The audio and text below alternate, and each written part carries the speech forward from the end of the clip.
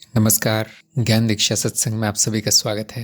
ये सत्संग ज्ञान दीक्षा कार्यक्रम का भाग है। यहाँ पे कार्यक्रम संबंधित कार्य होते हैं और आपके प्रश्नों के उत्तर दिए जाते हैं। आज हम प्रीति की परीक्षा से शुरू करेंगे। ज्ञान मार्ग से क्या आशा रखनी चाहिए? ज्ञान मार्ग केवल उनके लिए है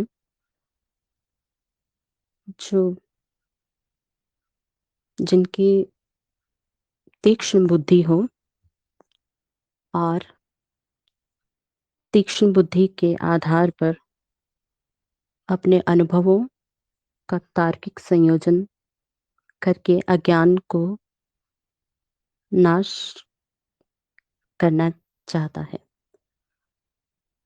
तो ज्ञान मार्ग में आशा रखकर आया जाता है कुछ पाने की, परंतु ज्ञान मार्ग में वह आशाएं, अज्ञान रूपी आशाएं नष्ट हो जाती हैं। तो ज्ञान मार्ग में वह मुमुक्षुजन आ सकते हैं जो अपने अज्ञान का नाश करना चाहते हैं। इसके अलावा कोई आशा नहीं रखनी चाहिए। गुरुजी, मेरा अगला प्रश्न है, ज्ञान साधन किस आधार पर चुने गए हैं? ज्ञान साधन अर्थात अज्ञान को नाश करने के लिए साधन किस आधार पर चुने गए हैं? अज्ञान का नाश करने के लिए सर्वप्रथम यह पता होना आवश्यक है कि अज्ञान है क्या। और अज्ञान है वे सब मान्यताएं, धारणाएं जिनको स्वयं पर आरोपित करके स्वयं को व्यक्ति या किसी नाम रूप से जोड़ लिया जाता है। वे सभी मान्यताएं और धारणाएं। तो ज्ञान साधन इसी आधार पर चुने गए हैं जिससे अज्ञान का नाश हो। और सबसे उत्तम साधन है अपरोक्ष अनुभव, क्योंकि ज्ञान के साधन हैं तो बहुत जो परिभाषित किए गए हैं, परंतु जब तक आप उन्हें अपने अपरोक्ष अनुभव से नहीं चुनते हैं, तब तक वे ज्ञान के साधन नहीं होंगे। तो अपरोक्ष अनुभव के आधार पर वह जो परिवर्तित हो गया वह ज्ञान है। अगला प्रश्न है, क्या कुछ भी सत्य नहीं है? सत्य अर्थात वह जो परिवर्तित नहीं हो रहा, वह मैं हूं।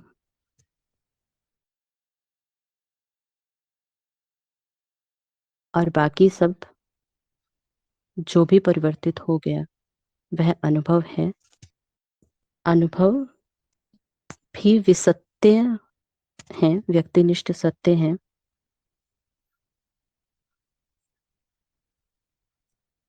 परम सत्य अपरिवर्तनशील है। तो इस प्रश्न में कहा गया है कि क्या कुछ भी सत्य नहीं है? तो सत्य है वह जो स्थिर है, किसी स्थिति में किसी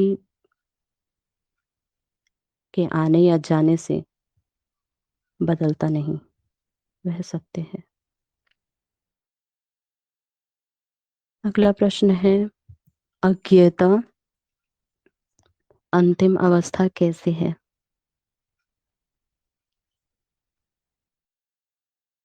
नेति नेति करके जब अपने तत्व स्वयं प्रकाशित अनुभव करता, जो कि पहले से ही था, प्रकट होता है, तब जीव मिथ्या को जान लेता है कि मैं कुछ कर नहीं रहा, जो हो रहा है मैं उसका दृष्टा हूं। जितने भी अनुभव हैं, मैं उनका दृष्टा हूं। तो बुद्धि नीति नीति विधि द्वारा जो भी उसकी सीमा में जानने योग्य था, वह जान लेती है। तो अंततः ज्ञान अज्ञान बुद्धि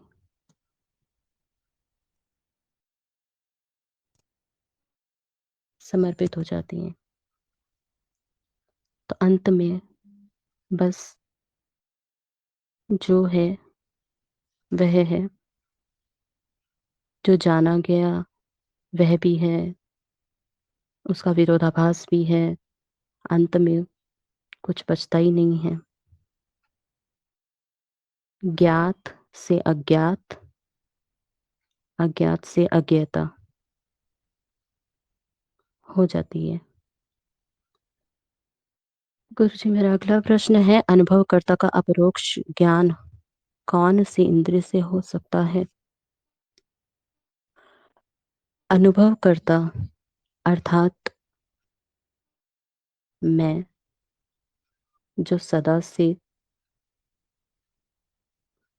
था, हूं, मेरा अनुभव नहीं किया जा सकता। अगर अनुभवकर्ता अनुभव में आ गया तो वह है अनुभव। मैं बदलता नहीं हूं। तो अनुभवकर्ता का अपरोक्ष ज्ञान किसी इंद्रिय से संभव नहीं है। अनुभवकर्ता होकर ही जाना जा सकता है। अपितु जानना शब्द ही गलत है। अनुभवकर्ता हुआ जाता है। यह है किसी इंद्रिय से प्राप्त होने वाले ज्ञान से अनुभवकर्ता नहीं जाना जा सकता।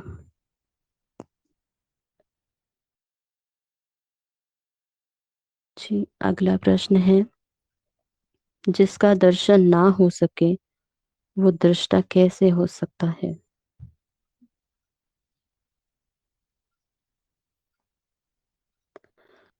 जिसका दर्शन ना हो सके वो मैं ही हूं।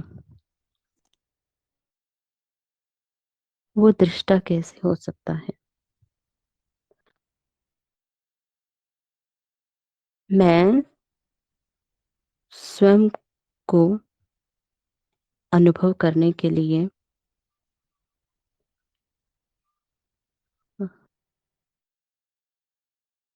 दो आयामों में प्रकट हूं। मेरा ही चेहरा है जो मैं देख रहा हूं, जो देख रहा हूं वो मैं ही हूं। मैं ही अस्तित्व हूं। मेरे ही धरातल पर दृश्य प्रकट हो रहे हैं। जी गुरु जी, अगला प्रश्न है, साक्षी भाव में मैं साक्षी कैसे बन सकता हूँ? साक्षी भाव अर्थात साक्षी का भाव। भाव अर्थात ऐसी कोई भावना जो आती है, जाती है। तो साक्षी भाव में मैं साक्षी कैसे बन सकता हूँ? साक्षी भाव में मैं साक्षी नहीं बनता हूँ। साक्षी वो भाव है जो आता जाता है। मैं उस भाव का भी दृष्टा हूँ। मैं सत्य स्वरूप साक्षी हूँ। और इस प्रश्न में कहा जा रहा है कि बन सकता हूँ। मैं स्वयंभू हूँ। मैं किसी विधि प्रक्रिया द्वारा नहीं बना। तो साक्षी भाव को साक्षी पर आरोपित किया जा रहा है, परंतु साक्षी उस साक्षी भाव का दृष्टा है जो सदा से है। जी गुरु जी, अगला प्रश्न है, अस्तित्व में क्या नहीं है? अस्तित्व अर्थात संपूर्णता। संपूर्णता अर्थात प्रकट, अप्रकट, जीवन, मृत्यु, प्रत्येक वस्तु का होना और उसके ना होने की भी संभावना होना।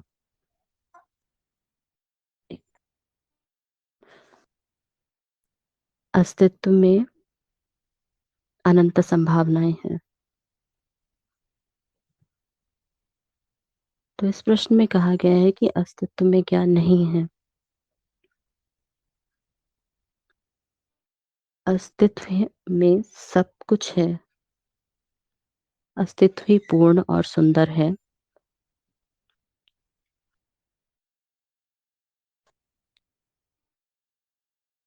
तो ऐसा कुछ नहीं है जो अस्तित्व में नहीं है, क्योंकि अस्तित्व का तत्व शून्य है और शून्य उस धरातल की तरह है जहाँ पर अनंत संभावनाओं की प्रतीति होती है।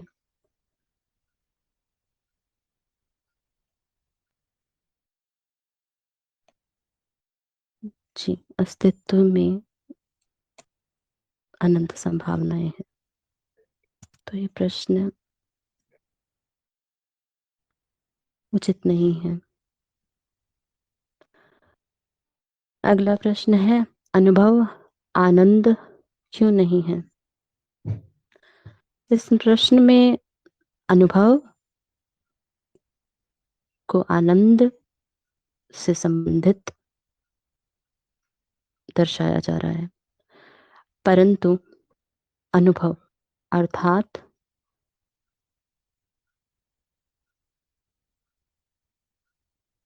स्मृति में संयोजित। जी गुरु जी, क्षमा करें।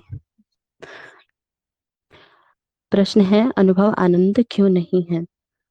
अनुभव आनंद हो ही नहीं सकता, क्योंकि अनुभव परिवर्तनशील है, प्रकट है, मिथ्या है। मिथ्या अनुभव प्रतीति मात्र है, और आनंद अनुभव करता है। अनुभव और अनुभवकर्ता अस्तित्व ही है। अस्तित्व स्वयं को अनुभव कर रहा है अनुभवों के द्वारा, परंतु फिर भी परिभाषित करने के लिए अनुभव और अनुभवकर्ता की अलग अलग श्रेणियां ली जाती हैं तो एक, परंतु श्रेणी के अंतर्गत अनुभव परिवर्तित हो जाते हैं, और आनंद जो कि मैं हूं, जिसमें सुख या दुख के आने पर या जाने पर कुछ बदलता नहीं, कोई परिवर्तन नहीं आता। किसी भी स्थिति में कुछ भी घटित होने पर वह सदा सर्वथा शुद्ध रहता है, परिवर्तित नहीं होता, वही आनंद है। तो अनुभव आनंद श्रेणी के अंतर्गत एक नहीं है। अज्ञेयता अद्वैत के स्तर पर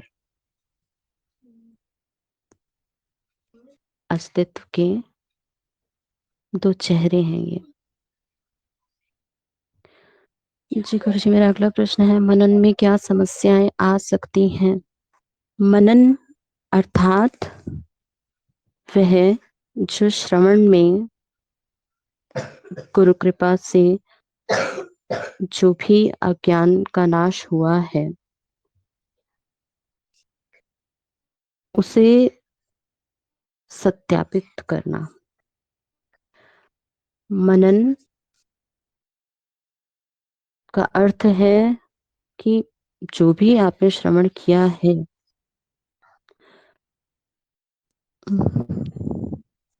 तर्क की जांच द्वारा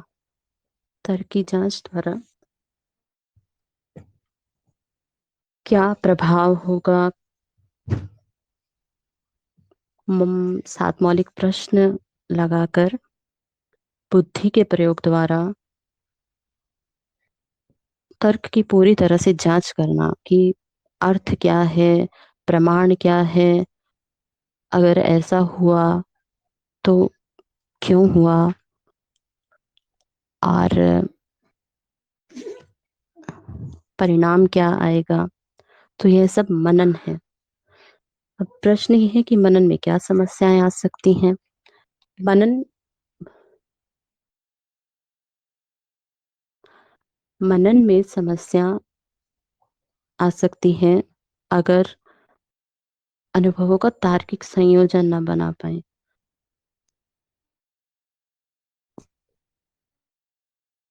क्योंकि मनन का अर्थ ही यही है, मन का ना होना।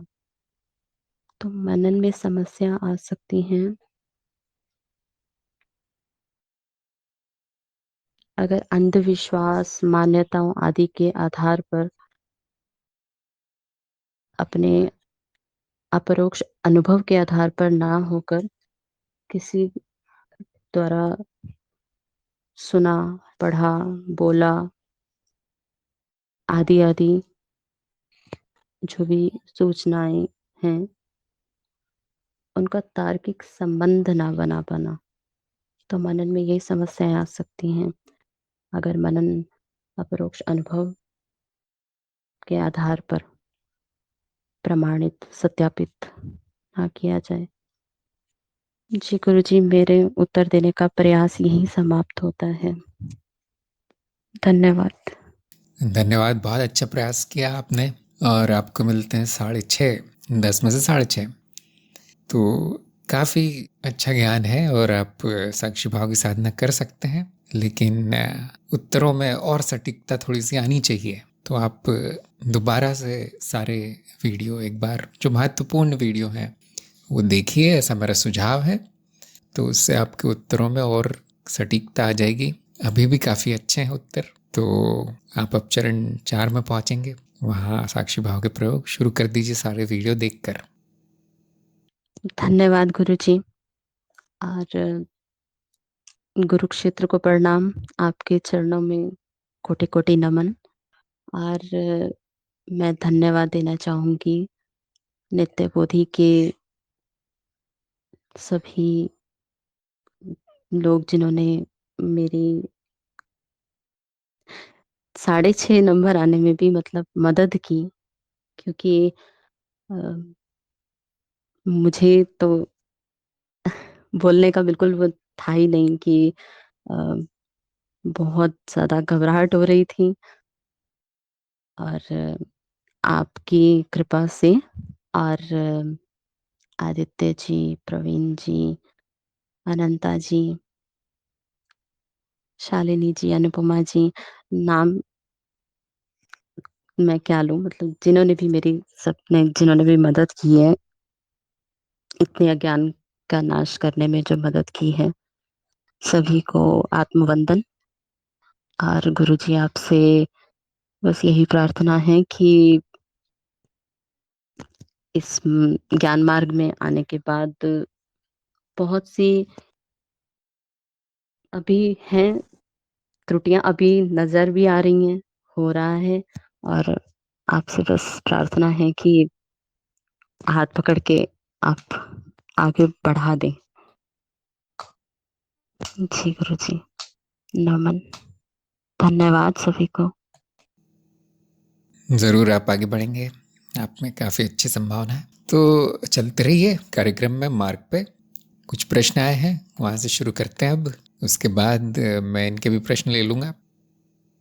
आयुष का प्रश्न है, शरीर की बुद्धिमत्ता है खाना पचाना, जीवाणुओं से लड़ना, तो ये दिन रात होना किसकी बुद्धिमत्ता है?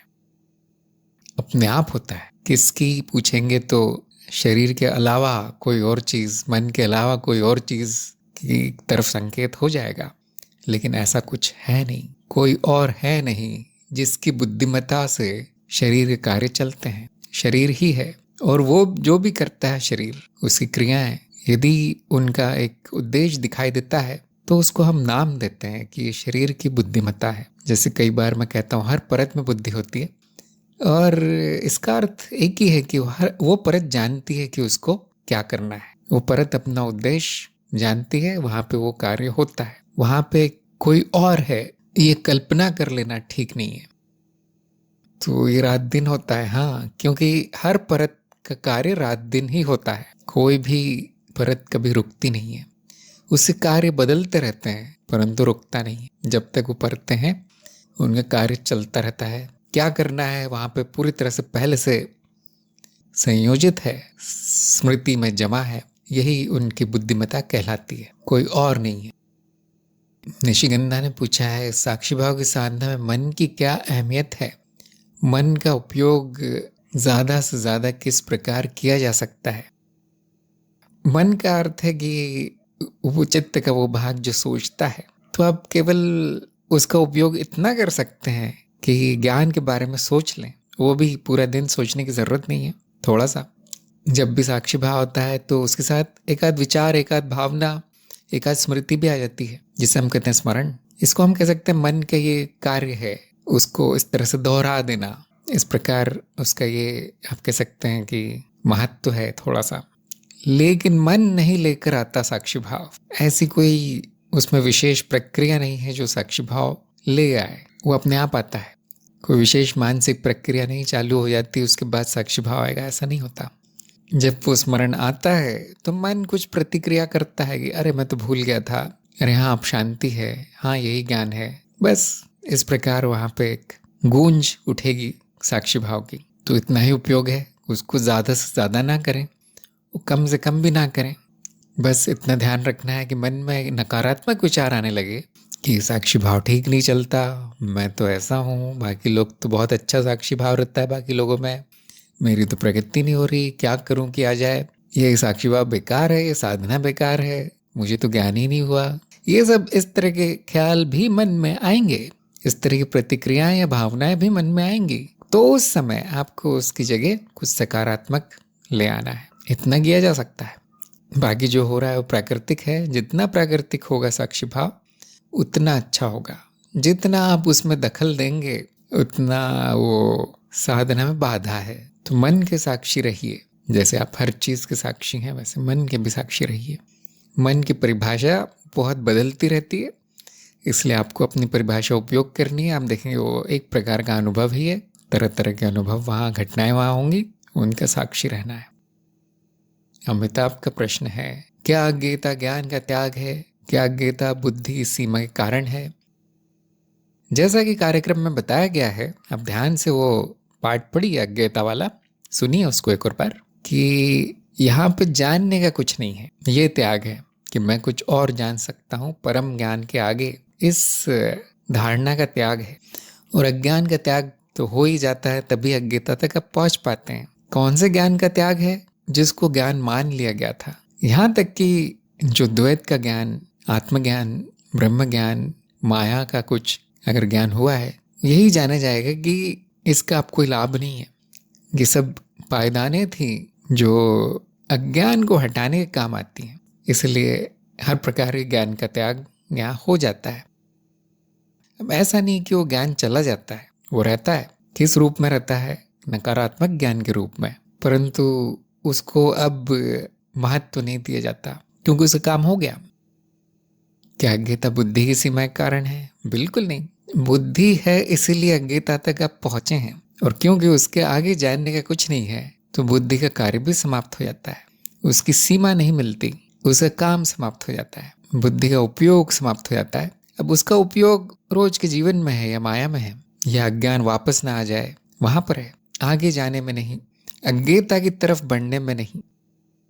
तो बुद्धि का कार्य यह है कि सारा ज्ञान हटा के अज्ञता तक पहुंचा दे। वहां पे बुद्धि कहती है आप यहीं रहो, और वो चली जाती है, आपको वहां छोड़ देती है। तो अज्ञता वो अवस्था नहीं कि जहाँ पे हम कहते हैं कि अब बहुत कुछ है जानने का लेकिन बुद्धि नहीं जान पाएगी। ये वो अवस्था नहीं है। ये वो अवस्था है कि जितना जाना जा सकता है उतना जान लिया गया, अब कुछ नहीं है जानने का। ये संपूर्ण है, और संपूर्ण जो है अस्तित्व, उसमें न ज्ञान है न अज्ञान है। तो संक्षेप में अज्ञता वो स्थिति है जहाँ पे अज्ञान नाश हो चुका है, अज्ञान का नाश ही ज्ञान है, इसलिए कुछ बचता नहीं है। तो अज्ञेयवादी कहता हुआ पाया जाएगा कि मुझे तो कोई ज्ञान नहीं है, क्योंकि सकारात्मक ज्ञान की बात हो रही है यहाँ। वो नहीं है, सच बात है बिल्कुल, लेकिन वो ये कभी नहीं कहेगा कि मुझे अज्ञान है। दोनों नहीं है। वो कभी नहीं कहेगा कि मेरी बुद्धि यहाँ जवाब दे गई है और अब कुछ जानने की संभावना नहीं बची। वो ये कहेगा जानने का बचा क्या है? कुछ नहीं। अमिताभ ने कहा है कि यदि जीव भी अनुभव है और अनुभव असत्य है तो मुक्ति किसकी होती है? ज्ञान किसे होता है? विकास किसका होता है?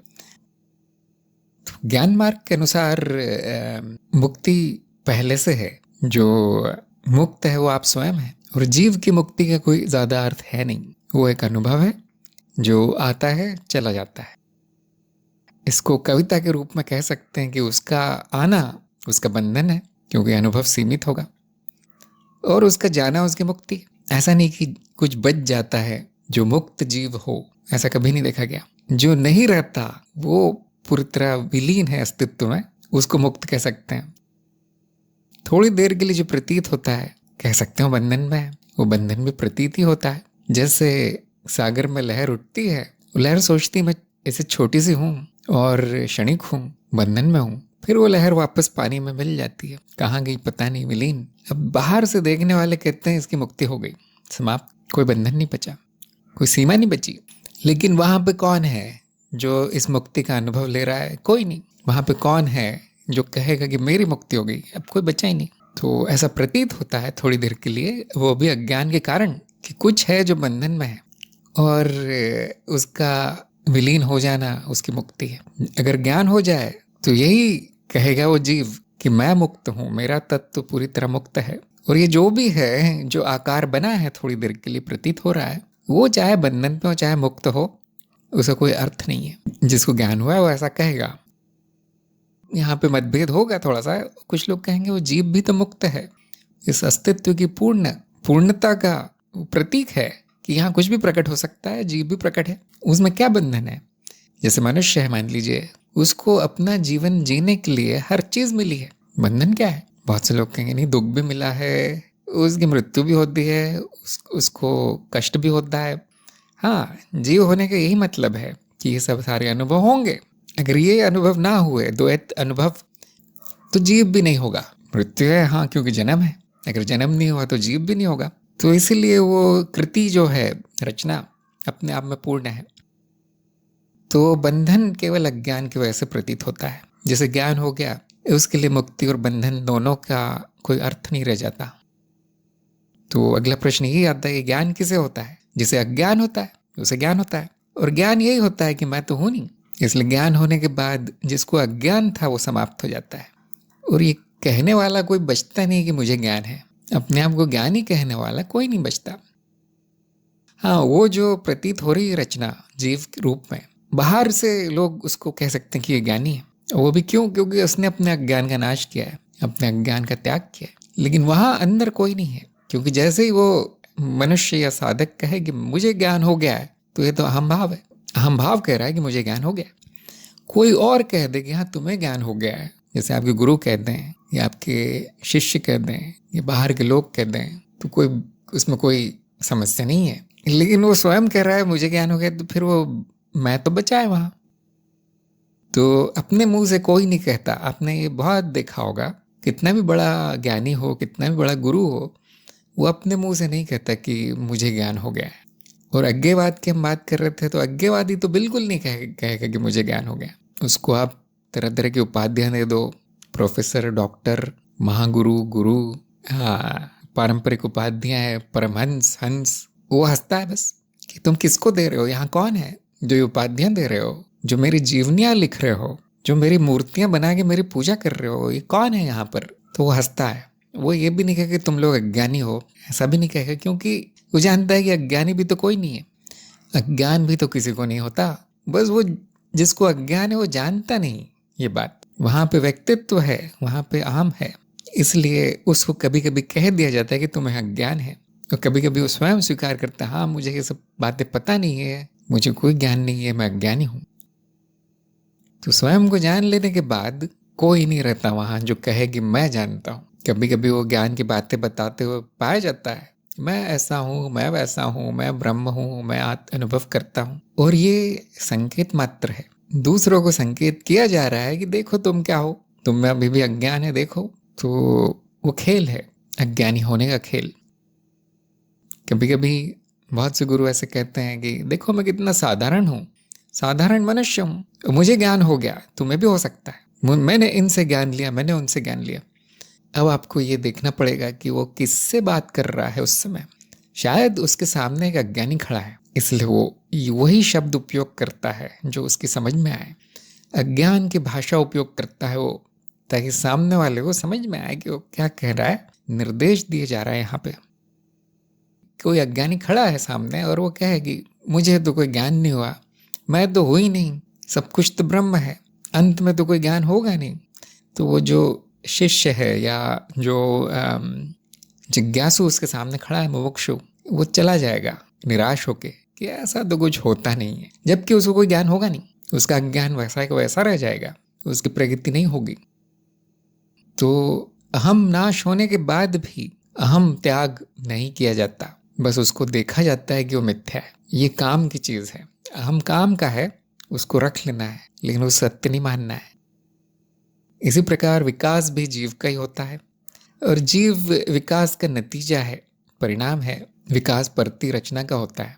परति रचना क्या है? इसको हम चित्त कहते हैं कभी कभी, और ये संपूर्णता स्वयं है जो इस रूप में प्रकट है, परति रचना के रूप में।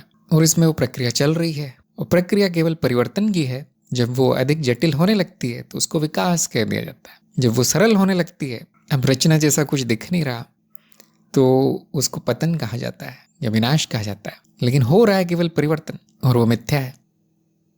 तो विकास प्रतीत होता है, किसी का नहीं होता, और वो मिथ्या है। तो स्तरों का ध्यान रखना चाहिए कि अगर अब माया के स्तर पे या ज्ञान के स्तर पे बात कर रहे हैं, तो ये सारी बातें सत्य है, जिसको हम कहते हैं विसत्य। मुक्ति भी विसत्य है, ज्ञान भी विसत्य है, ज्ञानी भी विसत्य है, विकास भी विसत्य है। और ये बहुत काम की चीज़ें हैं। विकास होना चाहिए, ज्ञान होना चाहिए, मुक्ति होनी चाहिए। जीव को जीवन जीना है, कह नहीं सकते कि तुम अनुभव हो और असत्य हो। अब वो उपयोगी नहीं रहेगा जीव के लिए इतना। वो जो भी है असत्य है, परिवर्तनशील है, क्षणिक है, उसका उपयोग कर लेना है। ज्ञान को भुलाए बिना, पूरी तरह जानते हुए कि ये खेल है, ये माया है, सपने की तरह है। अब उस सपने को सुंदर बना देना है, उसका उपयोग कर लेना है। और ज्ञान होने के बाद सब खेल है। आप उसको असत्य कह दें, कोई बड़ी बात नहीं है, वो रहेगा। आप उसको सत्य कह दे, मुक्ति करवा दे उसकी, ज्ञान दिलवा दे, विकास करवा दे, कोई बड़ी बात नहीं है, कुछ हुआ नहीं। तो ज्ञान की पृष्ठभूमि में अगर ये हो कार्य तो बहुत अच्छी बात है, आसान हो जाता है। तो सभी लोगों को ज्ञान लेना चाहिए, सभी लोगों को मुक्त होना चाहिए, और सभी लोगों को विकास करना चाहिए, पूरी तरह जानते हुए कि ऐसा कुछ है नहीं, खेल है। ये होगा संपूर्ण ज्ञान। अगर कोई इतना मान के बैठ जाए कि कुछ है नहीं, न मुक्ति है, न विकास है, न ज्ञान है, न ज्ञानी है, न अज्ञानी है, तो उपयोगी नहीं है, अर्ध ज्ञान है वो। अर्ध ज्ञान अज्ञान से भी खतरनाक होता है। और कोई ऐसा मान के बैठ जाएगी ये सब पूरी तरह सत्य है, तो वो भी अर्ध ज्ञान है। तो वो भी खतरनाक है। पूर्ण ज्ञान, हर स्तर पर ज्ञान है, अगर स्पष्ट है सब कुछ, क्या हो रहा है क्या नहीं हो रहा है, किसको हो रहा है, ये सब स्पष्ट है अगर, तो उपयोगी है, तो उसका कुछ अर्थ है। फिर शालिनी ने कहा है, विश्व चित्त और जीव चित्त के बीच में अभासित विभाजन क्या अहम द्वारा किया जाता है? क्या साक्षी भाव से ये स्वयं विलीन हो जाएगा? इसकी प्रक्रिया पर दृष्टि रखनी है। अहम कहता है कि इतना ही मैं हूं, क्योंकि उसके उत्तरजीविता के लिए उतना उसका राज उतना होना जरूरी है। लेकिन वो कभी नहीं कहता कि सड़क, पत्थर और पेड़ पौधे भी मैं हूं, जबकि वो एक ही चित्त है सब कुछ। लेकिन जो उसके जीवन के लिए काम का है, उस पर वो कब्जा कर लेता है। हम कहता है कि हाँ, ये जो मन में विचार आ रहे हैं वो मेरे, बाकी नहीं मेरे। ये जो शरीर है वो मेरा है, बाकी शरीर मेरे नहीं। तो ये विभाजन होता है, लेकिन केवल जैसा कि आपने लिखा है आभासित है, ऐसा कुछ है नहीं। ध्यान से देखिए आप लोग, शरीर पर्यावरण का भाग है, बिना पर्यावरण के शरीर नहीं है, हो नहीं सकता। मन में सीमा खींची नहीं जा सकती। सीमा जो है वो इंद्रियों की है, मन की नहीं, चित्त की नहीं।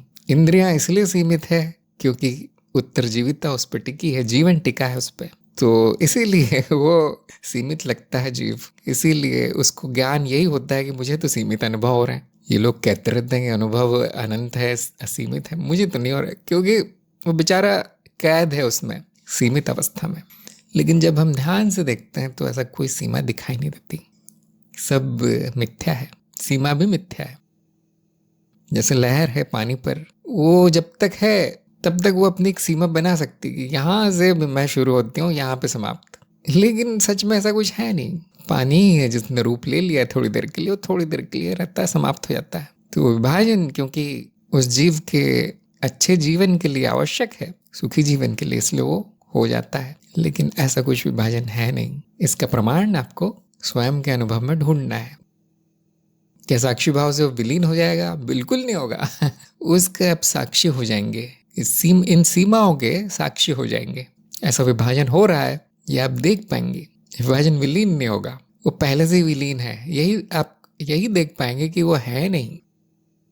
अगर वो सच में होती सीमा, वो विभाजन सच में होता विश्व चित्त और जीव का, तो दिख जाता। फिर अब उसको विलीन होने की चिंता हम करते, लेकिन दिखेगा क्या कि वो है नहीं, पहले से नहीं है, अब क्या विलीन होगा। तो सबको ये मनन करना चाहिए कि कहाँ है मेरी सीमा। इस जीव की भी सीमा कहाँ है, न मानसिक न शारीरिक। कहाँ पर कह सकते हैं कि ये पूरी तरह स्वतंत्र चीज है। अब ऐसा प्रतीत जरूर होगा कि हाँ, अपने आप में एक वस्तु है, पूरी तरह भिन्न है बाकी चीजों से, ऐसा प्रतीत होता है, लेकिन है नहीं ऐसा।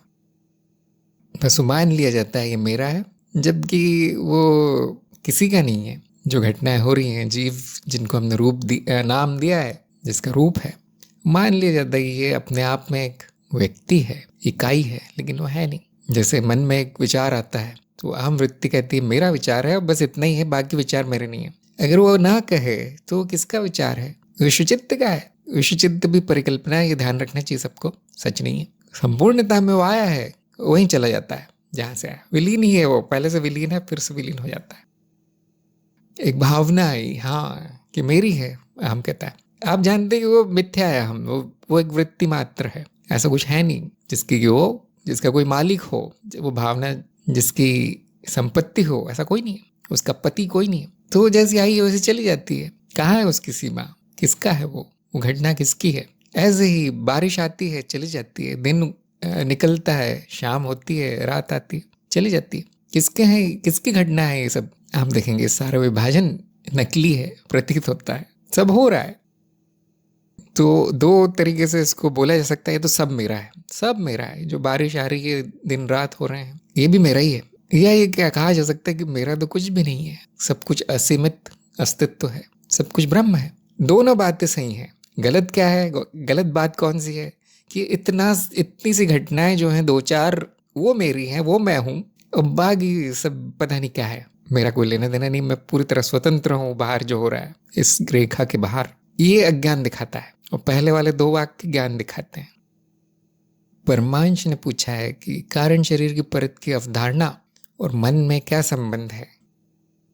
जब हम कारण शरीर की बात कर रहे हैं तो मन को छोड़ देना चाहिए, क्योंकि मन एक अनुभव है, मनुष्य रूप में होता है, मनुष्य संबंधित है मन, मन से मनुष्य शब्द आया है, जिसमें मन है वो मनुष्य है ना। आप ऐसा कह सकते हैं कि कारण शरीर की परत इन सारे मानसिक अनुभवों से ऊपर है।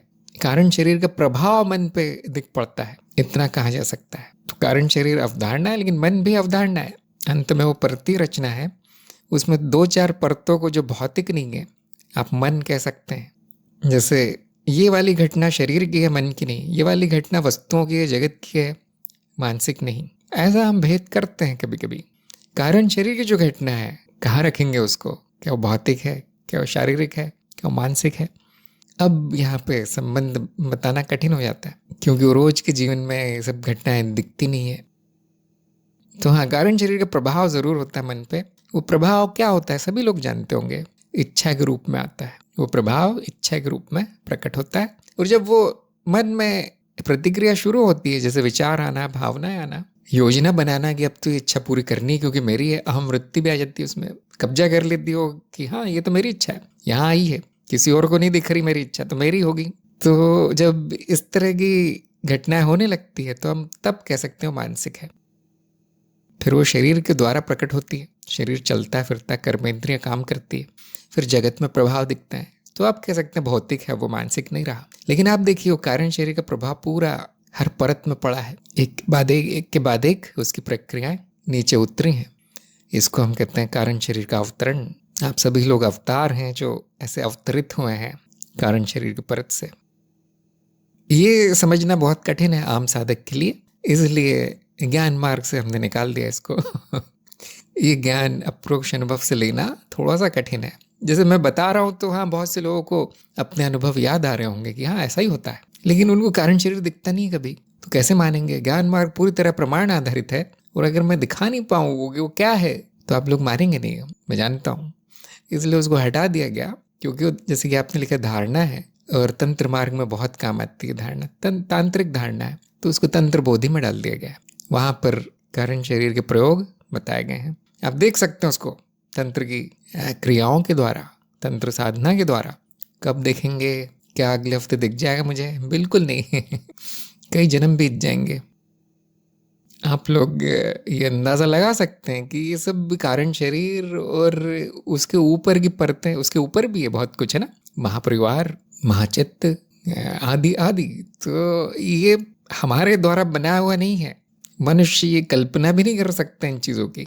माया का ये ज्ञान उन्होंने दिया है जो वहाँ पहुँच गए हैं, जो पहुँचे हुए हैं, जैसे हम कहते हैं पहुँचे हुए साधु हैं, पहुँचे हुए ज्ञानी हैं। तो जो पहुँच गए हैं वहाँ, जिनका विकास इतना हो गया है, उनकी कृपा के कारण, उनकी दया के कारण हमें सुनने को मिला है।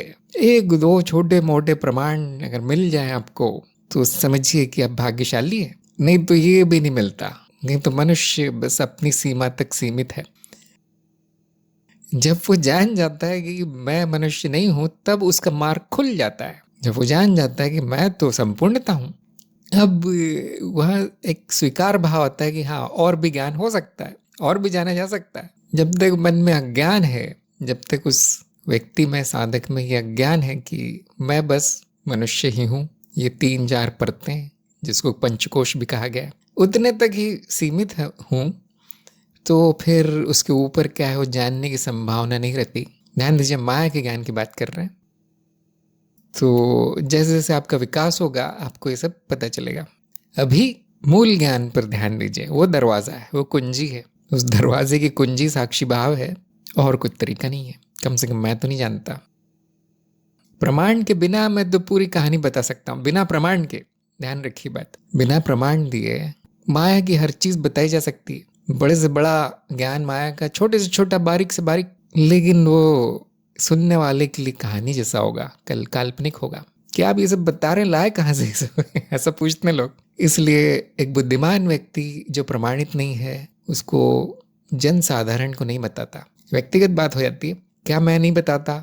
मैं बताता हूँ, और उसके लिए गालियाँ भी खाता हूँ, लेकिन संपूर्ण ज्ञान मैं उनको देता हूँ जो ये जानने योग्य हैं, जो ये जान चुके हैं कि ये अभी कल्पना जैसा लगेगा, ये अभी सैद्धांतिक लगेगा, शाब्दिक लगेगा कि इस किताब में ये लिखा है, वो बता रहे हैं। जिनमें इतनी समझ आ गई है कि वो ये समझ पाए कि हाँ इसका भी अनुभव संभव है, इसका भी प्रमाण संभव है। और जो जिनमें इतनी समझ आ गई है, जिन्होंने स्वीकार कर लिया है कि प्रमाण कल नहीं मिलेगा, परसों भी नहीं मिलेगा, 1 साल बाद भी नहीं मिलेगा, कई जन्मों बाद, मेरा विकास जब तक नहीं होता तब तक नहीं मिलेगा, जिनमें इतनी शांति आ गई है, जिनकी व्याकुलता बेचैनी समाप्त हो गई है, जिनमें धैर्य बहुत है, कूट कूट के भरा है कि आपने कहा 4 जन्म में साधना होगी, ये सिद्धि प्राप्त होगी, मैं तैयार हूं, इतना उत्साह है उसमें, उसको मैं हर चीज बताता हूं। मैं स्वयं ऐसा हूं, क्योंकि आपको उस योग्य बनना पड़ेगा, तब जाके सारे रहस्य प्रकट होंगे। तब तक मूल ज्ञान स्वयं को तैयार कीजिए, नहीं तो कहानी है, देखिए कल्पना है, आप यही कल्पना करते रह जाएंगे। कारण शरीर में और मन में क्या संबंध है, क्योंकि आपको कभी दिखेगा नहीं, न कारण शरीर दिखेगा, ना कोई संबंध दिखेगा, इसलिए ये बातें नहीं बताई जाती, खास तौर से सार्वजनिक रूप से नहीं बताई जाती। इसलिए तंत्र मार्ग ज्ञान मार्ग से 100 गुना कठिन है। ज्ञान मार्ग आपको लगे बच्चों का खेल है, ज्ञान मार्ग जब आप तंत्र में जाएंगे तो अब कारण शरीर को जानने में 4 जन्म लगेंगे, तो सरल कैसे, अनुभवकर्ता को जानने में 5 मिनट। अनंता ने कहा है, क्या समय और स्थान के परे भी अनुभव संभव है? समय और स्थान स्मृति निर्मित है, तो स्मृति के परे अनुभव संभव है, किंतु उसे ज्ञान नहीं होगा। कैसे ही समझा गया है? पहली बात ध्यान दीजिए, अनुभव पहले से ही समय और स्थान के परे है। क्या आप भूल गए अनंता? अनुभव का विश्लेषण जब किया गया तो कौन से स्थान पर अनुभव पाया जाता है, कौन से समय में अनुभव पाया जाता है, याद कीजिए वो पाठ, शायद याद आ जाएगी। न अनुभव स्थान में है न समय में है, स्थान और समय धारणाएं हैं, वो प्रतीत होता है। कभी कभी हम अज्ञान की भाषा में सरल करने के लिए कह देते हैं समय भी अनुभव है, स्थान भी अनुभव है, इसलिए वो किसी स्थान पे नहीं पाया जाएगा अनुभव, किसी समय में नहीं पाया जाएगा। स्थानहीन समयहीन, जैसा कि अनुभव करता है, जैसा कि अस्तित्व है, जैसे कि अनुभव क्रिया है, ये बात प्रमाणित है, बहुत अच्छे से आपके कार्यक्रम में समझाया गया। तो ये प्रश्न नहीं आना चाहिए कि क्या उसके परे अनुभव संभव, उसके पहले से उसके परे है। उस स्थान और समय में अनुभव असंभव है, उल्टा है। इस प्रकार का अनुभव असंभव है जो किसी स्थान पे हो जाए, किसी समय पे हो जाए। इस बात पे दोबारा से सोच विचार कीजिए। स्मृति के क्या परे अनुभव संभव, पहले से ही परे है स्मृति है। स्मृति भी धारणा है, स्मृति एक धारणा है। जब हम कहते हैं कि जहाँ अनुभव संचित है, लेकिन वो क्या है, एक प्रकार का अनुभव ही है, उसके ऊपर धारणा बना दी गई कि यहाँ पे ये हुआ था, मुझे याद है। कुछ याद आना, स्मृति स्मरण आना, स्मृति का प्रकट होना स्मरण रूप में, वो एक अनुभव है। उसको पिछले अनुभव की छाया के रूप में देखा जाता है, वो स्मृति के परे है, क्योंकि ऐसा कुछ है नहीं, स्मृति कोई है नहीं, कुछ प्रतीत हो रहा है। ज्ञान इतना ही होगा, जो कल्पना कर ली गई है कि ये स्मृति के परे ऐसा होगा, समय के परे ऐसा होगा, लेकिन उसे ज्ञान नहीं होगा, ये कल्पना गलत है। अनुभव है तो ज्ञान होगा, ये पूरी तरह से निश्चित है। अनुभव है तो ज्ञान है। अब ये मान लेना कि इस प्रकार के अनुभव संभव है, उस प्रकार के अनुभव है, लेकिन उनका ज्ञान नहीं होगा, ये पूरी तरह काल्पनिक बात है, उसका कोई प्रमाण नहीं होगा। तो हाँ, कुछ समझ में समस्या है आपके। अनुभव मूलभूत है, हो गया तो ज्ञान निश्चित है, बाकी कल्पना है। क्या ज्ञान होता है? जब अनुभव प्रकट होता है तो एक ही ज्ञान होता है कि यह मिथ्या है, नाम रूप है और मैं वो नहीं हूं, समाप्त। इससे ज्यादा कोई ज्ञान नहीं होता। ये स्थान पे है, ये समय पे है, ये स्मृति में है, ये स्मृति के पर है, ये सब क्या है? ज्ञान है, ये ज्ञान नहीं कहलाता। तो मौलिक है इसका, आप फिर से विश्लेषण कीजिए। योगेश ने कहा सिर्फ इतना ही मैं हूं, यह हटते ही बहुत सारे प्रश्न ऐसे ही खत्म हो गए। अब मैं भूल गया आपने किसके बारे में कहा था, लेकिन बिल्कुल सही है। स्वयं को जानने के बाद ही प्रश्न खत्म होते हैं। जिसके प्रश्न आते जा रहे हैं मतलब उसने स्वयं पे ध्यान नहीं दिया है, स्वयं पे मनन नहीं किया। सब कुछ मैं हूं, इससे ज्यादा कोई ज्ञान नहीं होगा। तो ये भी क्या ज्ञान है? होना है, बस हो जाओ जो हो, और कुछ नहीं होगा। हम चलते हैं प्रीति के प्रश्नों की तरफ। बहुत संक्षेप में मैं उत्तर दे दूंगा। पहला प्रश्न था इनका, ज्ञान मार्ग से क्या आशा रखनी चाहिए? इनका उत्तर बिल्कुल सही आया कि एक आशा तो रखनी चाहिए कि मेरे अज्ञान का नाश होगा। ये प्रीति ने बताया। बाकी कोई आशा ना रखे तो अच्छा है, क्योंकि आपको निराशा मिलेगी। बहुत फायदा होगा मुझे, मैं बहुत कुछ जान जाऊंगा, बहुत जीवन बदल जाएगा, हर तरह के अनुभव हो जाएंगे, मेरा विकास हो जाएगा। ऐसा ये सब धारणा आपकी समाप्त हो जाएंगी। ज्ञान होने के बाद कुछ भी नहीं होगा। ये कुछ ना होना ही पूर्णता है। सब कुछ पहले से पूर्ण है, इतना यही ज्ञान होता है। अब कुछ होने की धारणा, आप कह सकते हैं वापस अज्ञान में चले जाना है। अगर वो धारणा आ गई आपके मन में, अरे कुछ तो हो नहीं रहा है, कोई फायदा नहीं हो रहा है, मुझे प्रगति नहीं हो रही है, विकास नहीं हो रहा है, हम तो वहीं गवई हैं, जीव भी वहीं गवई है, कोई मुक्ति नहीं हो रही। अब यहाँ ज्ञान पूरा भुला दिया गया है, साक्षी भाव का अंत हो चुका है यहाँ। तो इसीलिए आशा कीजिए कि आपका अज्ञान हट जाए, कभी ना आए। इससे ज़्यादा कुछ नहीं होगा, आप पहले से पूर्ण है। और क्या चाहिए, और क्या आशा चाहिए, और किसकी आशा करते हो? सब कुछ आप ही हैं। नंबर 2, ज्ञान साधन किस आधार पर चुने गए हैं? ये इनका उत्तर गलत हो गया या इतना अच्छा नहीं आया। तो कार्यक्रम में बताया गया किस आधार पर चुने गए। विश्वसनीय, पूरी तरह से ज्ञान जो देते हैं, जिसमें कोई शंका नहीं रह जाती, जो समय और स्थान के साथ बदलता नहीं है साधन, ये सब आधार हैं। बहुत सोच समझ के ज्ञान के साधन चुने गए हैं। और आपने देखा होगा ज्ञान दीक्षा में जो मान्यता प्राप्त साधन है, उनमें से भी बहुत सारे हटा दिए गए हैं कलयुग को देखते हुए, और सबसे ज्यादा महत्व अप्रोक्ष अनुभव और तर्क को दिया गया है। वो बताते समय क्यों चुने गए हैं ये पूरा बताया गया है। तो प्रीति को दोबारा वो पाठ सुनना चाहिए। मैं जानता हूँ शुरू में बता दिया गया है, तब तक वो भुला दिया जाता है, आगे पाठ पीछे सपाट हो जाता है। कोई बात नहीं, दोबारा सुनिए, उसमें आधार बताया गया। इसी तरह सत्य के मानदंड क्यों चुने गए हैं, वही क्यों है, पूरी तरह उसको समझाया गया है तत्व के पाठ में। तत्व निराधार नहीं है ज्ञान के साधन, उनका औचित्य है, और हमने न्याय शास्त्र से लिया है। या कुछ लोग कहते हैं कि वो लिया नहीं न्याय शास्त्र से, वो दोनों में एक सम्मति हो गई कि हाँ हम तो ये मानेंगे ज्ञान साधन, आप भी वही मानते हो, हाँ बड़ी खुशी की बात है, हो सकता है ऐसा हुआ हो। परंतु ये सारे दर्शन जिस समय विकसित हो रहे थे, वो सब आपस में संबंधित है, वो एक दूसरे से मिलते थे, एक दूसरे से बात करते थे, सारे ज्ञानी जन एक दूसरे से प्रभावित होते थे। तो वेदांत में हमें ज़्यादा काम नहीं करना पड़ा ज्ञान साधन स्थापित करने में, क्योंकि न्याय दर्शन में पूरे बहुत अच्छे से स्थापित हो गए थे, और ये सर्वमान्य है अप्रोक्ष अनुभव और तर्क। और तर्क भी इतना कुछ खास नहीं, क्योंकि अप्रोक्ष अनुभव आधारित है, बुद्धि के प्रयोग से ज्ञान होता है। लेकिन वो बुद्धि का प्रयोग तब तक नहीं होता जब तक पहले अप्रोक्ष अनुभव ना हुआ हो। जैसे मैं अभी बता रहा था कि माया में कूदने से पहले ये सब आपकी बातें बहुत स्पष्ट होनी चाहिए। प्रमाण क्या है, साधन क्या है, यही क्यों है, और क्यों नहीं हो सकता कुछ। ये जो कहते रहते हैं क्या उनको मान लेना प्रमाण है, ये सब बातें आपको पूरी तरह स्पष्ट होनी चाहिए, ठोस होना चाहिए सब ज्ञान। उसके बाद आप सोच सकते हैं कि कुछ माया के बारे में थोड़ा बहुत जान पाएंगे। क्या जानेंगे आप कि वहाँ कुछ भी हो सकता है। तो हमारे काम का जो है, कम से कम मनुष्य क्या है, और चित्त क्या है, कारण शरीर क्या है, परतें क्या है, उनका रख रखाव कैसे होना चाहिए, उन पर नियंत्रण कैसे होना चाहिए। हमारे काम की माया जो है उतना जान ले हम, विज्ञान बहुत है, संपूर्ण माया को नहीं जान सकते।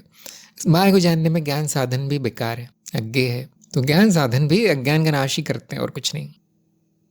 तो सभी लोग ध्यान दीजिए कि सिर्फ मान नहीं लिया गया कि अब जब तक अनुभव नहीं होगा मैं मानूंगा नहीं, कह सकते हैं, ऐसा कुछ नहीं है।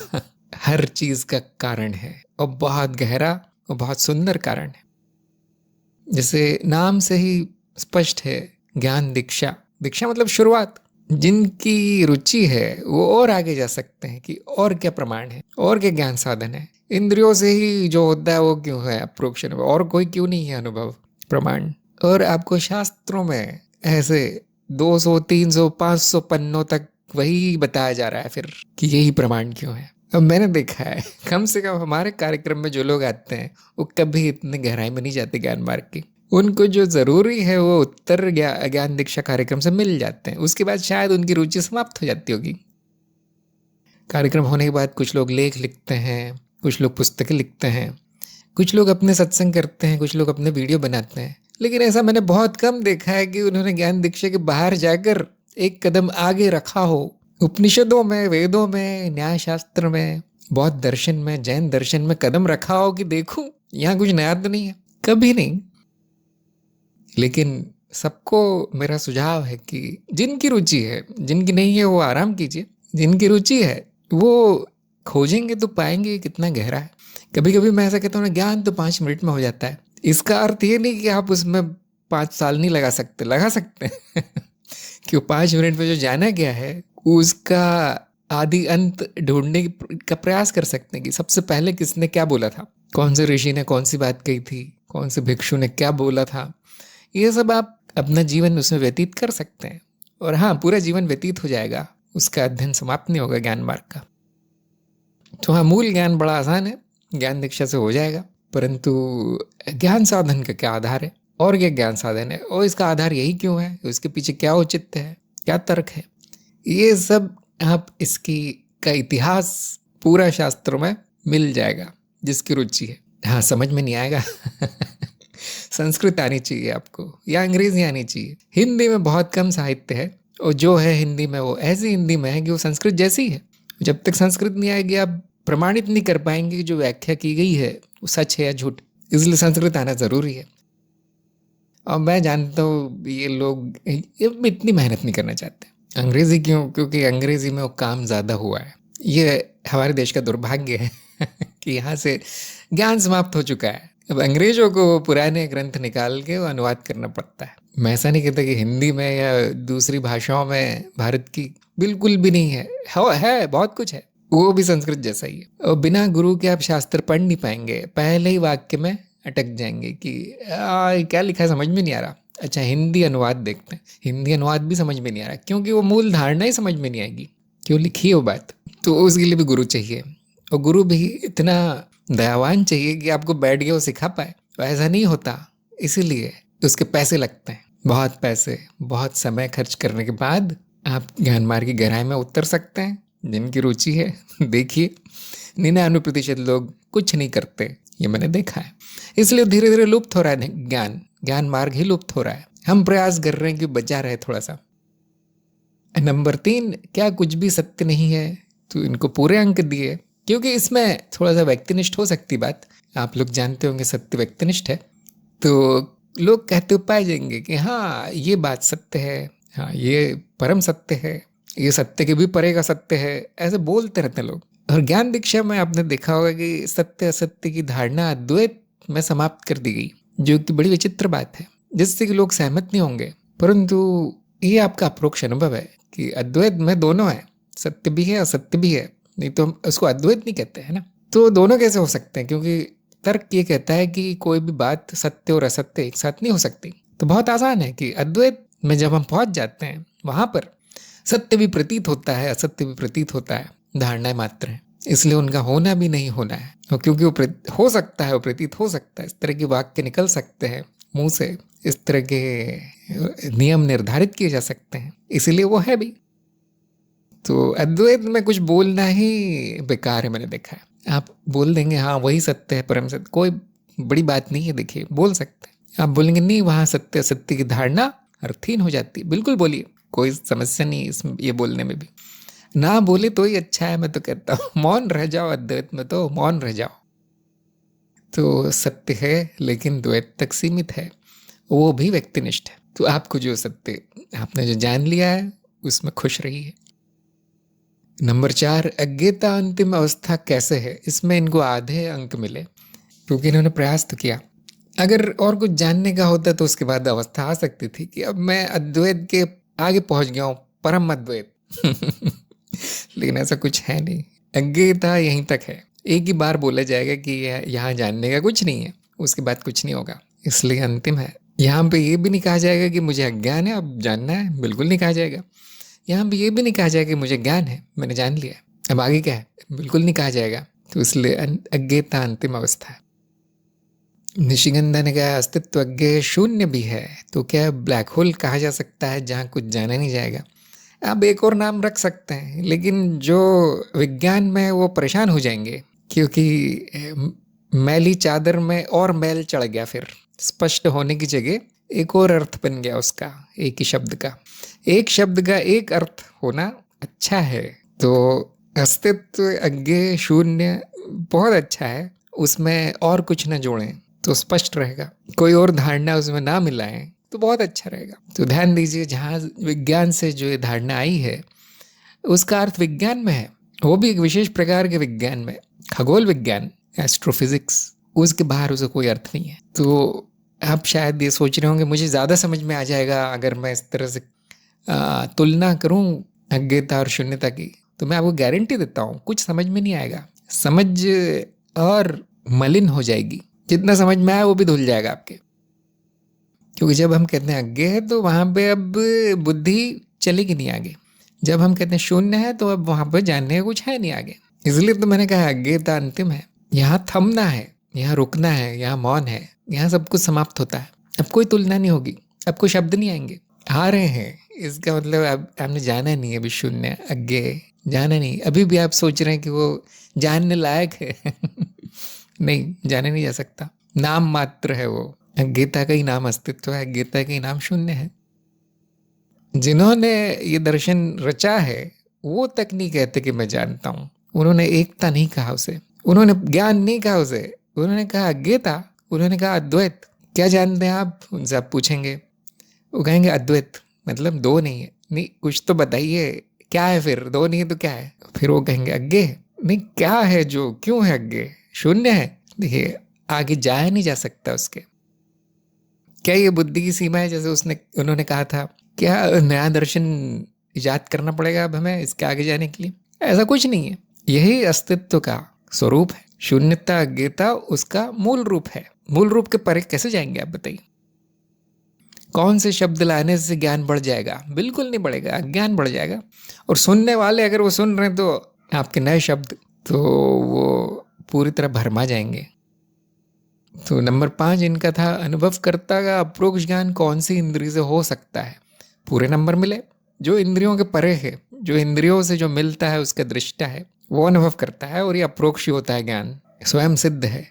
तो अगर मान लिया जाए, जैसे कि इस प्रश्न में मान्यता है कि कोई कुछ होगा अनुभव करता है जो दिख जाएगा, कुछ ना कुछ तो अनुभव हो जाएगा, कोई भावना आ जाएगी, कुछ प्रकाश दिख जाएगा मन में, कुछ नहीं होगा जो दृष्टा है वही अनुभव करता है, यही उसकी परिभाषा है। और अगर कुछ दिख रहा है तो वो प्रमाणित हो जाता है कि हाँ, किसी भी इंद्रिय से दिख रहा हो, कुछ भी दिख रहा हो, अनुभवकर्ता को ही दिखेगा, अनुभवकर्ता को ही अनुभव होंगे। वो उसकी वही परिभाषा है जिसको अनुभव होते हैं, जो वस्तु नहीं है। और आप देखेंगे ये परिभाषा भी द्वैत तक ही काम आती है कि अद्वैत में वो भी नहीं है, उससे काम हो जाता है, अद्वैत में खत्म हो जाता है काम। नंबर 6, जिसका दर्शन न हो सके वो दृष्टा कैसे हो सकता है? अब ये प्रश्न बड़ा कठिन था और पहेली जैसा है, और इसका उत्तर सही नहीं आया। तो इस प्रश्न के पीछे एक मान्यता है, बड़ी मान्यता है, कि जो दिखता नहीं वो हो नहीं सकता, वो सत्य नहीं है। किसी भी तरह का अगर अनुभव नहीं हो रहा है किसी चीज का, तो वो चीज होगी नहीं। सत्य तो दूर की बात है।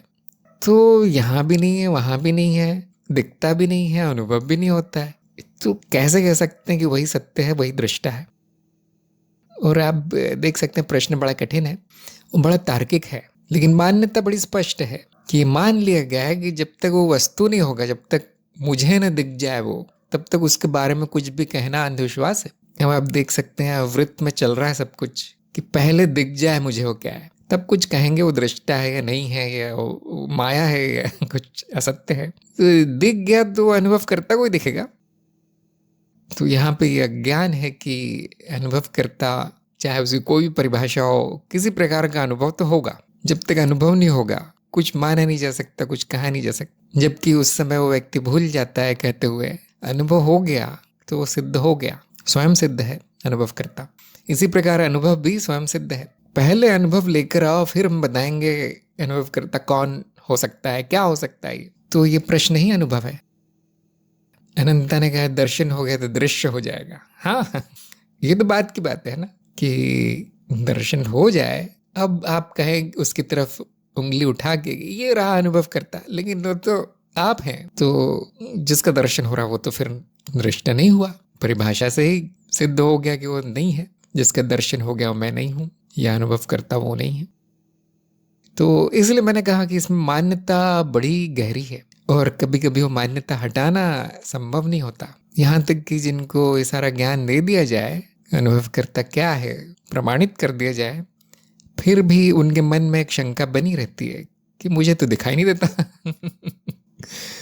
क्योंकि अभी भी वो ढूंढ रहे कहीं बाहर कहीं मिल जाए, मुझसे अलग कुछ होगा। नहीं, वो आप भी है, आप भी की बात हो रही है। तो इसीलिए उसका अप्रोक्ष अनुभव नहीं होगा। अप्रोक्ष अनुभव स्वयं की तरफ संकेत करवाएगा और कुछ नहीं हो सकता। जो स्वयं प्रमाणित है उसको प्रमाणित नहीं किया जा सकता, न जरूरत है उसकी।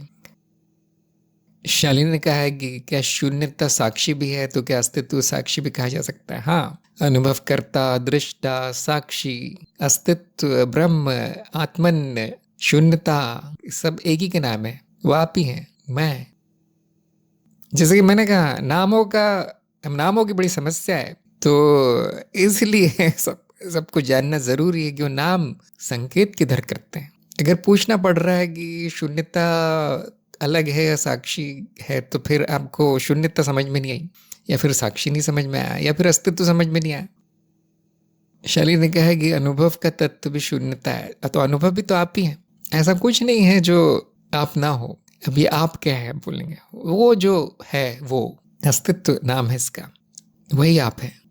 तो शालिनी ने कहा कि तो अनुभव को साक्षी क्यों नहीं कह सकते? क्योंकि अगर आप साक्षी कहेंगे तो साक्ष्य भी होगा, आप दृष्टा कहेंगे तो दृश्य भी होगा, और जिसका भी वो साक्षी है उसको अनुभव ही कहेंगे। जो दृश्य है वो अनुभव ही है। तो द्वैत में ये भेद करना जरूरी है।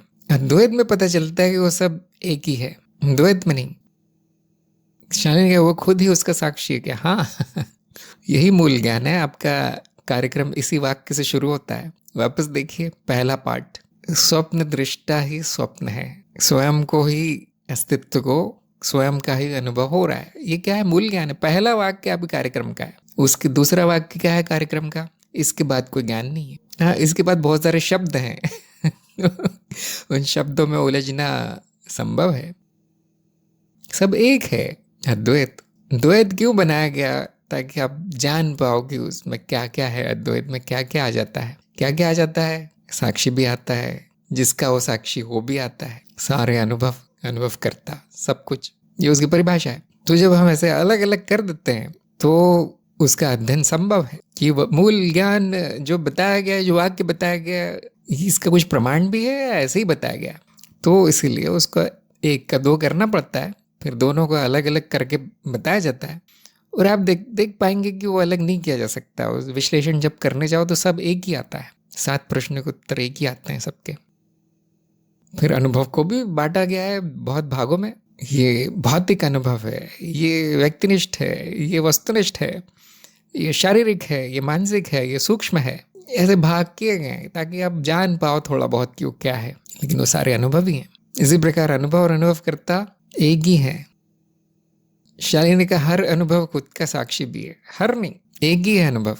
और जब हम कहते हैं कि वो अनुभव और उसका अनुभव करने वाला अलग नहीं है, तो अब नाम बदल देते हैं। अब उसका नाम अस्तित्व है। नहीं तो 2 नाम रखने की जरूरत नहीं होती है ना। जब हम अस्तित्व के उस आयाम की तरफ इशारा कर रहे हैं जो परिवर्तनशील है, तो हर बार ये कहने की जगह कि मैं उस आयाम की बात कर रहा हूँ, जो हर बार इतना लंबा वाक्य कहने की जगह एक शब्द कहा जाता है, अनुभव है, वो अस्तित्व ही। जब हम अस्तित्व के अपरिवर्तनशील तत्व की बात कर रहे हैं, तो हमेशा ये कहने की जगह अनुभवकर्ता कह दिया जाता है, जिसको अनुभव हो रहे हैं, जिसके पटल पर अनुभव प्रकट है। ये उसकी परिभाषा है। दोनों शून्य है, हाँ, लेकिन जब अलग अलग करके देखे जा रहे हैं तो मिलाना नहीं चाहिए। द्वैत में अद्वैत को मिलाना नहीं चाहिए। तो आप अस्तित्व साक्षी कह सकते हैं, बिल्कुल कह सकते हैं। तब आप संकेत उसके तत्व की तरफ कर रहे हैं, अपरिवर्तनशील आयाम की तरफ कर रहे हैं जब आप साक्षी कह रहे हैं। जब आप साक्ष्य या दृश्य कह रहे हैं तो आप परिवर्तनशील आयाम की तरफ संकेत कर रहे हैं। जब आप शून्य कह रहे हैं तो आप अद्वैत अस्तित्व की तरफ संकेत कर रहे हैं, पूर्णता की तरफ, क्योंकि उसका जो परिवर्तनशील रूप है वो भी शून्य है, जो अपरिवर्तनशील है वो तो सभी जानते हैं शून्य है। जब आप अनंत संभावना कहते हैं तो भी आप किसी द्वैत की तरफ इशारा नहीं कर रहे हैं, आपका संकेत फिर से अद्वैत की तरफ है, संपूर्णता की तरफ है। तो क्या हर अनुभव अनंत संभावना? बिल्कुल है अद्वैत को द्वैत में मिलाने से ऐसा होगा, नामों में उलझने से ऐसा होगा। वो नाम किस तरफ संकेत कर रहे हैं वो आपके लिए जानना जरूरी है, शालिनी के लिए। अभी भी आपको शब्दों के अर्थ याद नहीं हुए। क्यों नहीं होते याद? क्योंकि वो जो अप्रोक्ष अनुभव द्वारा नहीं जाने गए हैं, जिस तरफ वो शब्द संकेत कर रहा है वो नहीं समझा गया है, इसलिए इतनी उलझन है। अब कोई और एक और शब्द ले आएगा, अब आप फिर से उलझन में पड़ जाएंगे कि ये क्या है। जैसे अनुभव क्रिया, अब मैं अनुभव क्रिया ले आता हूँ, कभी कभी हम कहेंगे अनुभव क्रिया शून्यता है। अब आप नहीं समझ पाएंगे। देखिए, पहली बात, वो नया शब्द लाया ही क्यों, आप बोलेंगे इनसे काम नहीं चला। हाँ, नहीं चलता कभी कभी काम, कुछ चीज़ समझानी होती है तो वहाँ नया शब्द गढ़ लिया जाता है। लेकिन जब परिभाषा की जाती है तो वहाँ समझाया जाता है कि वो क्या है। तो परिभाषाएं दोबारा पढ़िए। निशिगंधा ने कहा जो दृश्य है वही दृष्टा है, जो स्वप्न है वही स्वप्न दृष्टा है। हाँ, ये अद्वैत के स्तर पे बात कही गई है। द्वैत के स्तर पे दृश्य दृष्टा नहीं हो सकता, दृष्टा दृश्य नहीं हो सकता। जैसे कि अभी हम कह रहे थे, जो जिसका दर्शन हो जाए वो दृष्टा नहीं हो सकता। फिर वो एक कैसे है ये बड़ा रहस्य है ना, कि दृश्य दृष्टा नहीं हो सकता, दृष्टा दृश्य नहीं हो सकता, दृश्य दृष्टा विवेक हमने बताया है। फिर वो एक कैसे है, सभी लोग मनन कीजिए। पहली जैसा लगता है, लेकिन उत्तर बहुत ही आसान है। कभी कभी हम सीधे नहीं समझ पाएंगे तो हम उपमा देते हैं। जैसे सिक्का है, उसके दो चेहरे, पहला चेहरा दूसरा चेहरा नहीं हो सकता, दूसरा चेहरा पहला चेहरा नहीं हो सकता। वो दोनों एक की जगह दूसरा नहीं ले सकता, लेकिन वो एक है, एक सिक्का है, उसके दो चेहरों की तरफ इशारा किया जा रहा है। इसी प्रकार जब अस्तित्व के दो चेहरों की तरफ इशारा करते तो एक चेहरे को दूसरा नहीं कर सकते, दूसरे को पहला नहीं कर सकते। वहाँ भेद किया गया है। भेद करने का बहुत अच्छा कारण है कि तब भी समझ में आता है, बुद्धि के पकड़ाई में तभी आता है। अद्वैत बुद्धि के पकड़ाई में नहीं आता। अद्वैत में कुछ जानने का है नहीं, कोई विश्लेषण करने का, तो तोड़ के देखने का है नहीं, एक है। तो कोई आपको बताएगा कि सिक्के का परिचय दीजिए, मैं नहीं जानता है सिक्का क्या है, तो आप कैसे शुरू करेंगे? एक है वो तो मैं भी जानता हूँ एक है, क्या है पूछ रहा हूँ मैं, क्या है? तो आपको उसको दो में तोड़ना पड़ेगा कि एक तरफ उसका मूल्य लिखा होता है, एक तरफ किसी महापुरुष का चित्र होता है, एक तरफ उसका जब कब जारी किया वो लिखा होता है। लेकिन जहाँ मूल्य लिखा है वो नहीं है जहाँ चित्र है, जहाँ चित्र है वो नहीं है जहाँ मूल्य लिखा है। अब जिसने कभी सिक्का नहीं देखा वो यही कहेगा कि आप तो दो चीज़ों की बात कर रहे हैं, अलग अलग हैं, है ना ऐसा होता होगा। कभी मैं अनुभवकर्ता की बताता हूँ, कभी अनुभव की बताता हूँ, एक दूसरा नहीं हो सकता बताता हूँ। तो आपको क्या लगता होगा कि ये दो है, अलग अलग चीज़ों की बात कर रहे हैं। फिर मैं एक दिन ऐसे बिजली गिर जाती है उस साधक पे, जब उसको बताया जाता है वो एक की बात कर रहे हैं हम, दो की नहीं। इसे हम कहते हैं ब्रह्म ज्ञान। उसमें ज़्यादा ज्ञान है नहीं, उसमें इस अज्ञान का त्याग है कि वो दो है, क्योंकि दो कभी मिलते नहीं।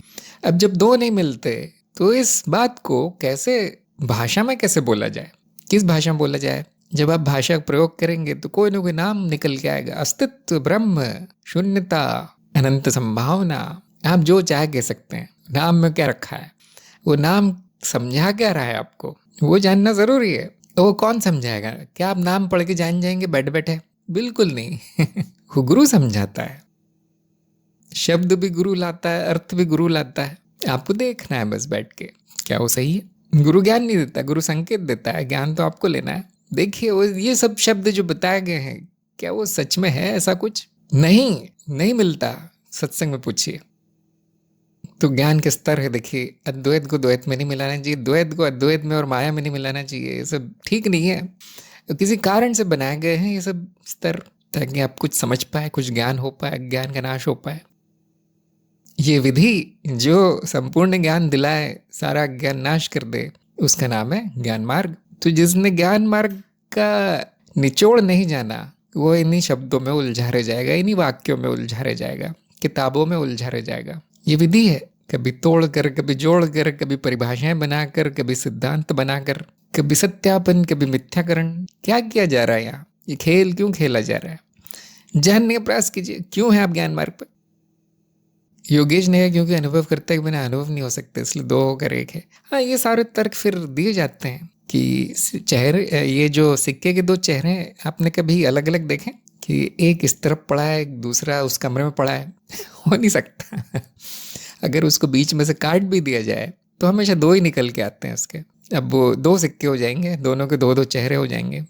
इसी प्रकार लहर है, बिना पानी के नहीं मिलेगी। आप जाएंगे समुद्र में, चलो बाल्टी लेके लहर भर के लाते हैं, नहीं मिलेगी, बाल्टी में कुछ नहीं आएगा, पानी ही मिलेगा। हाँ, उसका रूप कोई भी मिल सकता है, किसी भी रूप के साथ मिल सकता है, इसलिए वो अनित्य कहा गया है रूप को, इसलिए वो असत्य कहा गया।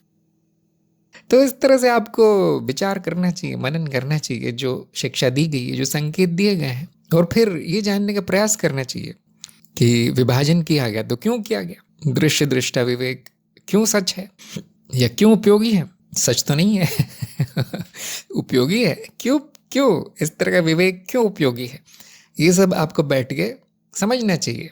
अगर नहीं होता ये तो फिर सत्संग में पूछना चाहिए। सत्संग में ये सब नहीं पूछना चाहिए देखिए कि कारण शरीर में क्या होता है और वो क्या होता है और ये क्या, ये ज्ञान मार्ग नहीं है। तो इसीलिए आपकी नींव मजबूत होनी चाहिए, तब किसी और बात की बात चल सकती है, जब तब कुछ और जाना जा सकता है, उस पे फिर महल खड़े किए जा सकते हैं माया के, कोई बुरी बात नहीं है। इसलिए तंत्र बोधि ज्ञान दीक्षा के बाद आता है, और वो भी सबको नहीं भेजा जाता।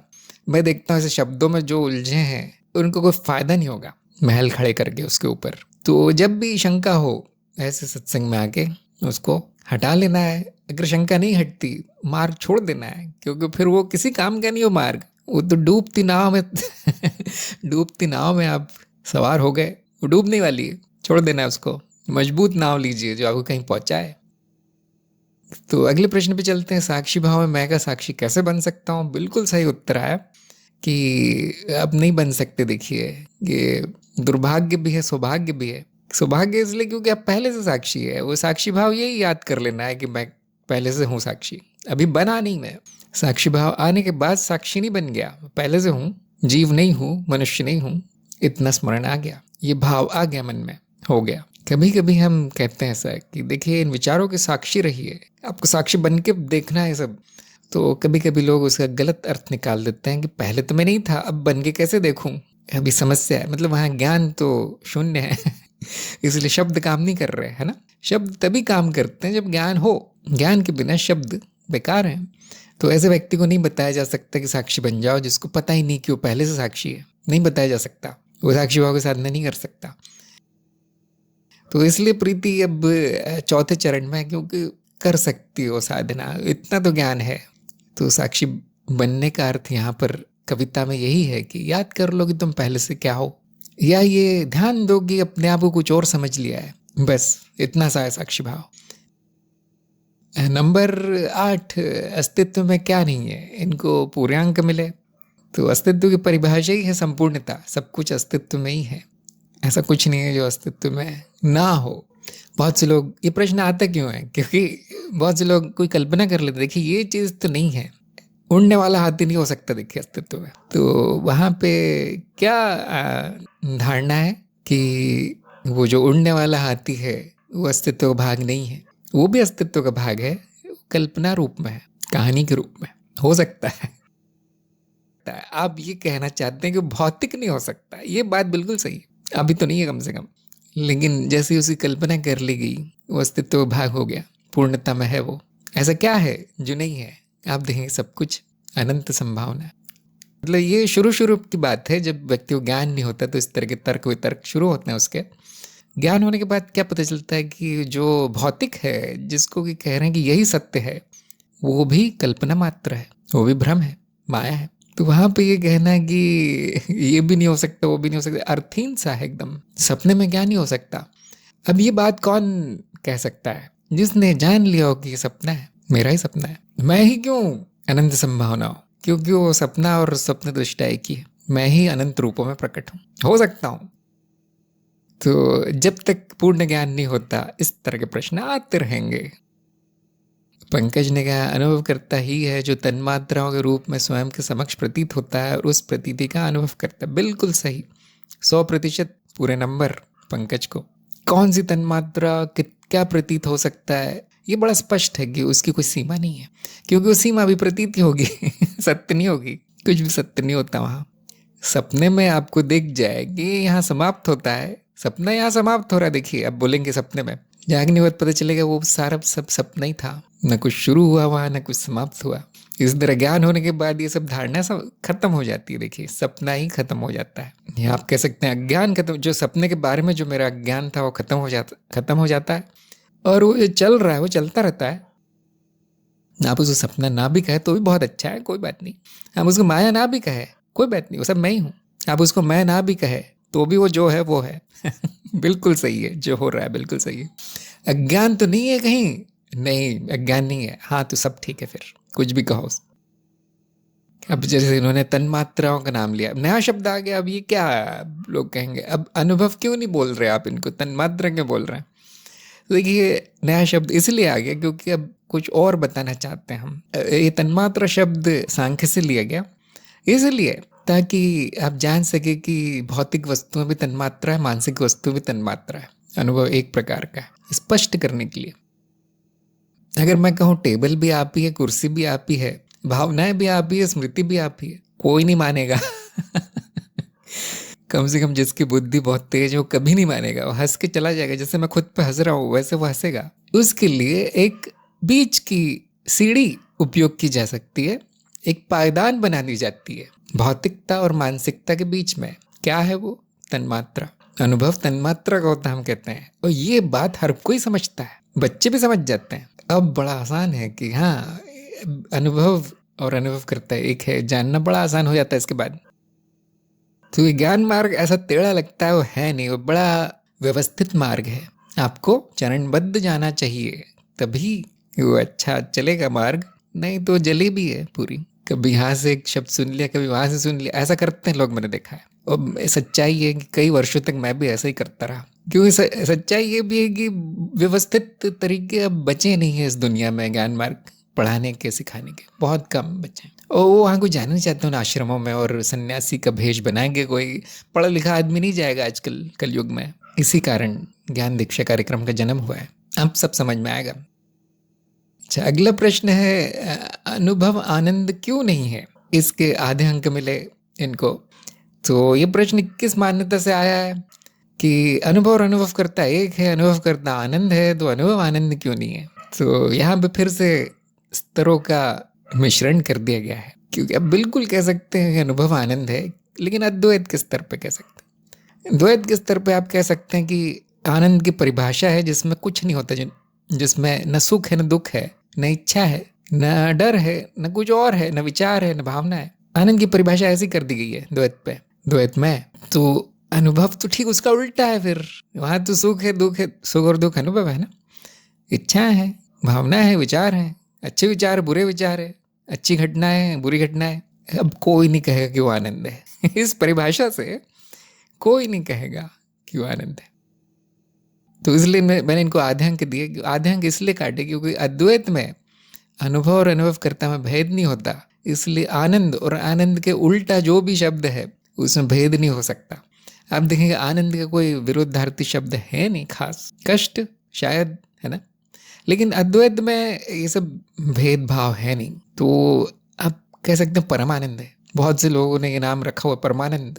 अब वो शायद कह रहे हो कि वो अद्वैत वाले आनंद, अद्वैत आनंद। तो यहाँ पे जो दुख है, जो सुख है, जो कष्ट है, जो भोग है, जो अच्छा है, जो बुरा है, सब आनंद है, आनंद ही आनंद है फिर।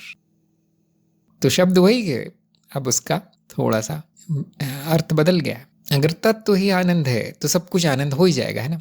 अगर घड़ा मिट्टी ही है तो घड़े के हर भाग में, हर रूप में मिट्टी ही तो है।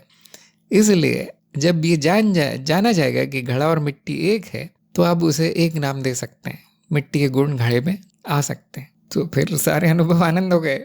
कोई बस मानेगा नहीं इस बात को, इसलिए द्वैत तक ही सीमित कर दिया गया उसको। कम से कम हमने ज्ञान दीक्षा में ऐसा कभी कहा नहीं। लेकिन ब्रह्म आनंद है, ब्रह्मानंद, सच्चितानंद है ना।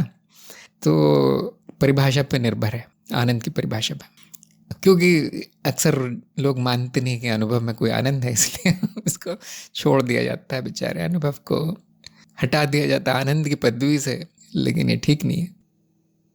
निशिगंधा ने कहा है कि अनुभव तो सुख दुख सब है, लेकिन आनंद सुख और दुख दोनों में होता है। साक्षी भाव में सारे अनुभव आनंद ही होंगे। हाँ, बिल्कुल सही कहा आपने कि तत्व ही आनंद है, आनंद की पृष्ठभूमि में ही सुख दुख होते हैं। और हाँ, ये साक्षी भाव में ही जाना जाएगा कि मैं रो रहा था एक दिन और पूरा साक्षी भाव में रो रहा था, लेकिन उस रोने की कोई कीमत नहीं थी, वो ऐसी पर्दे पे एक्टिंग करने जैसा रोना था। मुझे तो हंसी आ रही थी कि कौन रो रहा है और क्यों रो रहा है, किसके पीछे रो रहा है। तो आनंद ही आनंद है अंत में, है ना, क्योंकि तत्व ही आनंद है, तत्व आप स्वयं है। बाकी सब प्रतीत होगा, आपको कहना है तो कह सकते हैं सुख में भी आनंद है, दुख में भी आनंद। कोई समझेगा नहीं, इसलिए हम थोड़ा सा ध्यान रखते हैं। नंबर 10, मनन में क्या समस्या आ सकती है? इनको आधे अंक मिले। तो सबसे बड़ी समस्या इनको बतानी चाहिए थी क्या आ सकती, वो है अज्ञान अगर आपको ज्ञान नहीं है तो उस विषय पर मनन नहीं हो पाएगा, वो बड़ी समस्या है। इसलिए श्रवण, फिर मनन वो है जब आप प्रमाण ढूंढ रहे हैं या उसके परिणाम निकाल रहे हैं कि अच्छा ये सत्य है वो असत्य है, तो अब इसका परिणाम क्या है, इस तरह का मनन। अगर आप उस शब्द का अर्थ भी नहीं जानते, गुरु ने क्या कहा है उसके बारे में वो नहीं जानते, तो मनन नहीं होगा, जो भी होगा गलत होगा फिर। तो शब्द वो नाव है जो आपको इस नदी के पार पहुंचाती है, ज्ञान की नदी के पार। और नदी के पार जाने के बाद उस शब्द को कोई मतलब नहीं है, उसको छोड़ देना है। फिर उस दूसरी नाव में से भी जाया जा सकता है, तीसरी नाव से भी जाया जा सकता है, बड़ी छोटी किसी भी नाव से, संस्कृत नाव, हिंदी नाव, अंग्रेजी नाव, हर तरह की नाव से जाया जा सकता है। लेकिन दूसरे किनारे पहुंच के अर्थात ज्ञान होने पे उन शब्दों का कोई उपयोग नहीं है। तो शब्द के संकेत कहाँ हो रहे हैं वो जानना जरूरी है, बहुत जरूरी है, नहीं तो मनन में समस्या आ जाएगी, प्रमाणित नहीं कर पाएंगे आप कुछ भी। तो ये हो गए प्रश्नोत्तर। मुझे लगता है आप लोगों के भी प्रश्न समाप्त हो गए होंगे, समय भी समाप्त हो गया है। तो हम यहाँ पे सत्संग समाप्त करते हैं। सभी का सत्संग में आने के लिए धन्यवाद, नमस्कार।